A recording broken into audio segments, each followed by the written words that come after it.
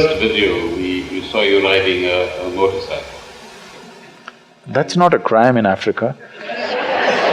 Oh, if you follow the rest of what I'm going to say, you'll feel good at it. Motorcycles and transformers seem to have some association from my limited knowledge. So Che Guevara also went onto a journey in Latin America on a motorcycle. So there's a movie called Motorcycle Diaries. And that transformed his understanding of the human condition, and interestingly, of the kind of health conditions that people lived in. What did your motorcycle journeys teach you, and how has it influenced you? I crisscrossed India on my motorcycle. I rode… I must confess, I don't ride a motorcycle. I did not ride with a destination in my mind, I simply rode. Because at that time for me, it's very difficult to explain this to you because let me put it as succinctly as possible. As I paid attention to the world around myself, for me the most striking aspect of creation was the geometry of creation.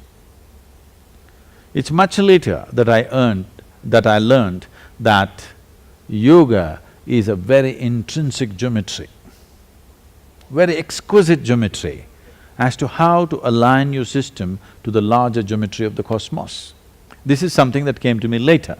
But right from my childhood, if I looked at a tree, I looked at the million forms of geometry first.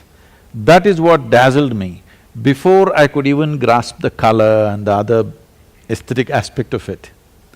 If I look at a human being, if I just see them, how they sit and stand, I can easily tell them, in next 10 years, what problems will they have, how will they live, what will be the state of their body, what will be the state of their mind, simply looking at the geometry of their system.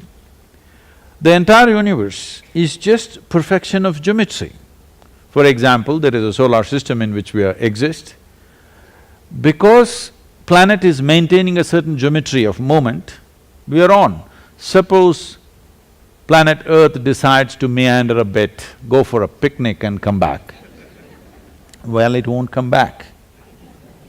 It's because the precision of geometry is all the time on, universe is on.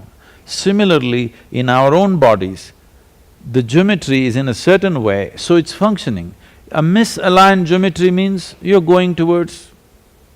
perfection of geometry means a machine lasts for the longest period of time. So for me, the terrain of India just grabbed me like that. For me, just the thing is to look at that little outcrop, that rock, that one bent something, you know. It is like, in my mind, there are hundreds and hundreds of hours of video that even today I can play back. It's like that for me, because I very judiciously saw that I don't get educated, to the shock of my highly educated father.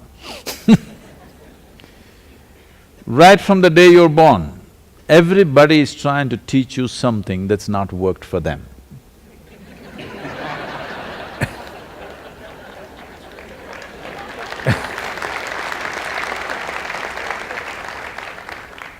So, because I kept nothing in my mind, even today just to make myself… my head look substantial, I wear something because otherwise it's just empty most of the time So I just grabbed the visual images, the geometry of the terrain, how a rock is sitting, how a small pebble is sitting, how a grasshopper is sitting. Even today it runs in my mind. People ask, Sadhguru, how do you spend your time? Suppose, you don't read, you don't do anything, how do you do? If I just turn on my video, my motorcycle days, it just runs and runs and runs and runs endlessly. There were times, you won't believe this, because this became such a… it's very difficult to say this, the motorcycle, the me and the earth became so much one that I would ride sometimes 3 days and 3 nights without sleep and barely with any food. because all my money went into the tank.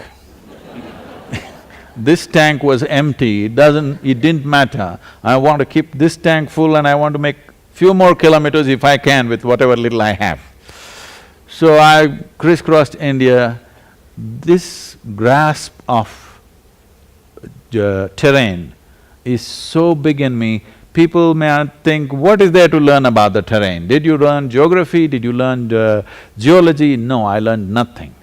It's just that I absorbed the earth in a certain way into myself. And of course the people, I never ever stayed in a hotel. I just had a tiny little tent if I had to pitch it in a forest. Otherwise, I just rode into some village somewhere, walked into somebody's house and I told them, I just need a shower and I'm hungry. Never I got refused. Always they welcomed me, I had my shower, ate well, sometimes they allowed me to sleep there. Many times I never asked their names, they never asked what's my name. I just rode on the next day morning. So there was an incredible connect with the people. I didn't have to know people to make them a part of my life. I did not have to own the land to make it mine. I did not have to own anything to make it mine. I think that's the biggest lesson that came to me with my motorcycling, that I did not have to possess anything to make it mine. I've already made all of you mine. You may not give me permission, I don't care, I've made it mine, that's all. And because of this, my life is constantly exuberant and phenomenally rich, because I've not seen one human being who is not very, very deeply involved with me.